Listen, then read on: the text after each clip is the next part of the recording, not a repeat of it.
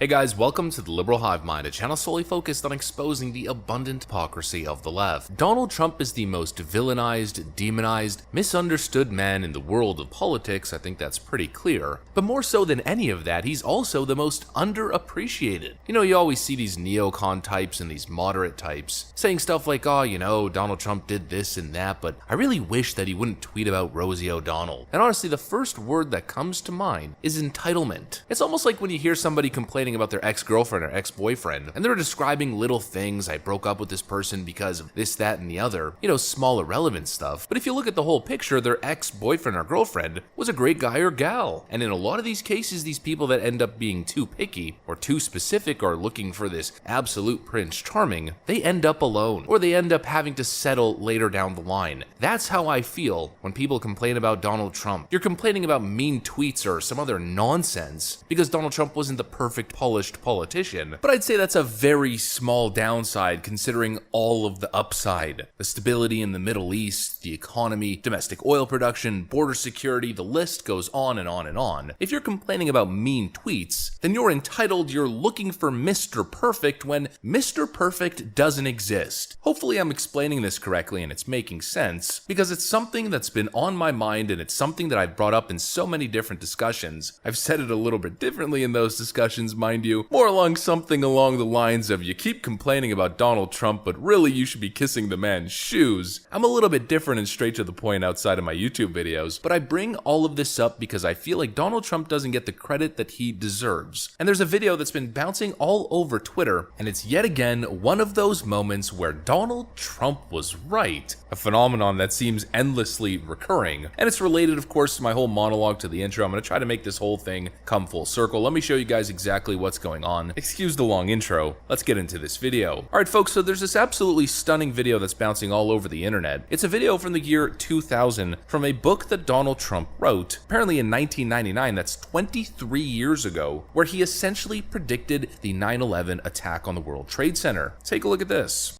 BuzzFeed dug up an old quote from Donald Trump talking about a large-scale terror attack 19 months before 9/11.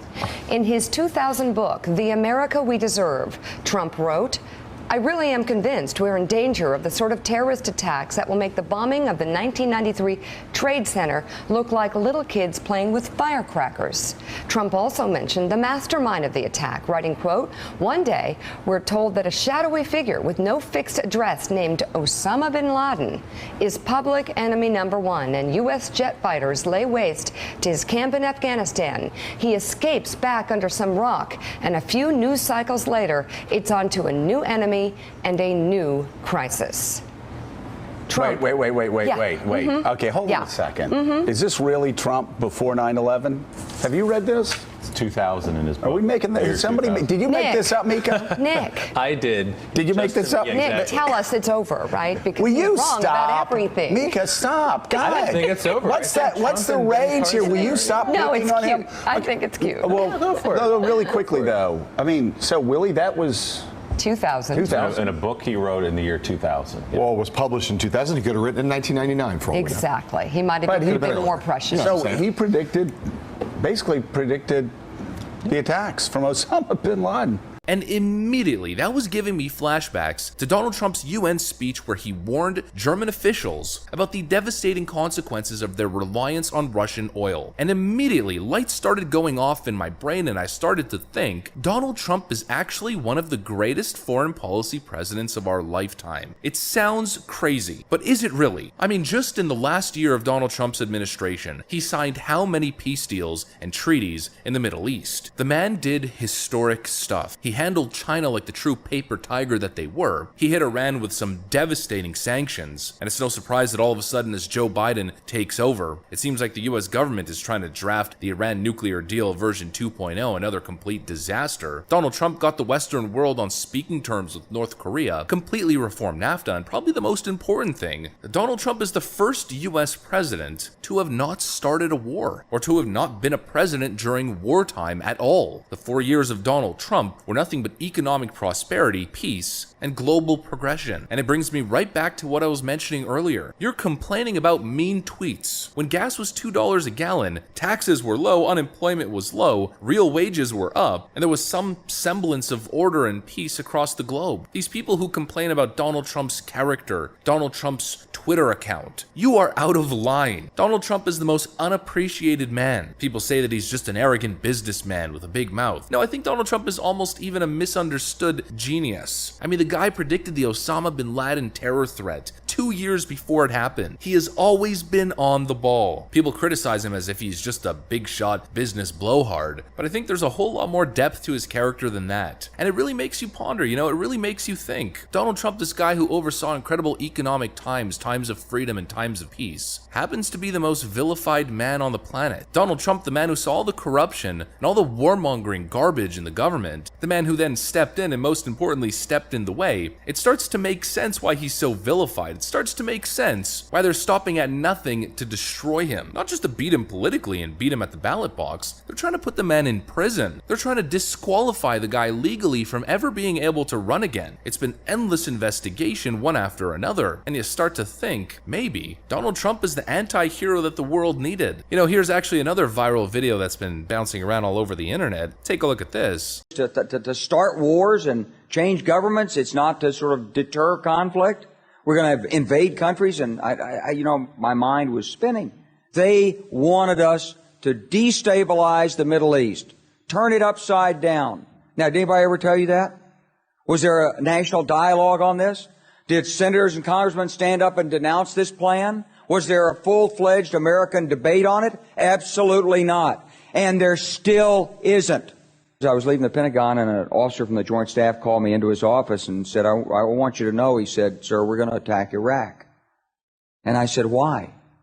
He said, we don't know. He said, I said, well, did they tie Saddam to 9/11? He said, no. And then I came back to the Pentagon about 6 weeks later. I saw the same officer. I said, why haven't we attacked Iraq? We still going to attack Iraq? He said, oh, sir. He says, it's worse than that. He said, he pulled up a piece of paper off his desk. He said, I just got this memo from the Secretary of Defense's office that says we're going to attack and destroy the governments in 7 countries in 5 years. We're going to start with Iraq, and then we're going to move to Syria, Lebanon, Libya, Somalia, Sudan, and Iran. It was a pretty stunning thing. You mean the purpose of the military is to start wars and change governments? It's not to sort of deter conflict? We're going to invade countries? And my mind was spinning. And I put that aside. It was like a nugget that you hold on to. This country was taken over by a group of people with a policy coup. Wolfowitz and Cheney and Rumsfeld, and you could name a half dozen other collaborators from the Project for a New American Century. They wanted us to destabilize the Middle East, turn it upside down, make it under our control. With 2020 hindsight, looking back at American recent history, the Cheneys and the Bushes and of course the Bidens, Joe Biden was a big proponent of all the war starting from the early 2000s, all the invasions and all the toppling of regimes. Maybe those guys, those warmongers, have some sort of vested interest in stopping Donald Trump at any and all cost. Maybe the establishment that seeks to keep you stupid and uninformed is angry at the man who's been calling them out for decades, angry at the man who sees right through their sham, and maybe, just maybe, Donald Trump wasn't that bad. Maybe, just maybe, he should get the credit that he deserves, not the lukewarm Donald Trump but statement. Donald Trump was good, but, maybe. That sentence should go through a little bit of restructuring, putting the but before Trump. Mean tweets and all and a little bit of drama, but Donald Trump was a legend. Legendary. That's just how I feel in 2020 hindsight. I'm just winging it. It's a freestyle like I always do, folks. Hopefully it made sense. It all came full circle, even with the clip that I played later on. And hopefully you guys enjoyed it. If you did, of course, leave a like and possibly subscribe to the channel. I'm going to get back to work. I want to thank you guys for watching, and I'll see you on the next one.